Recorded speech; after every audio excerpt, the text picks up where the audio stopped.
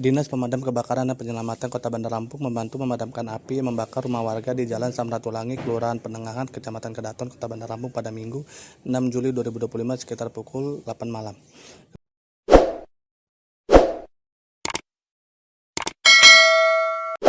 Kepala Dinas Pemadam Kebakaran dan Penyelamatan Kota Bandar Lampung, Antoni Irawan, mengatakan pihaknya telah memadamkan api membakar rumah warga di Jalan Samratulangi.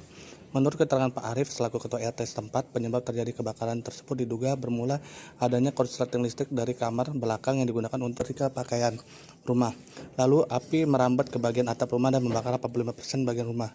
Pokok yang terbakar rumah luas yang terbakar 9 kali 10 meter pemilik Ibu Susilawati. Adapun yang terbakar sebagai berikut: 3 kamar tidur, 1 ruang keluarga, dan 1 ruang tamu.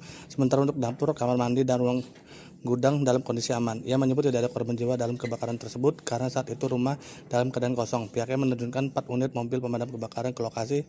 Jumlah personel yang bertugas 7 orang. Proses pemadaman menghabiskan 7 tangki air. Dugaan sementara penyebab kebakaran karena korsleting listrik dari kamar belakang yang digunakan untuk tempat menyetrika pakaian. Akan tetapi penyelidikan lebih lanjut akan ditangani oleh pihak berwajib. Kerugian mencapai 75 juta.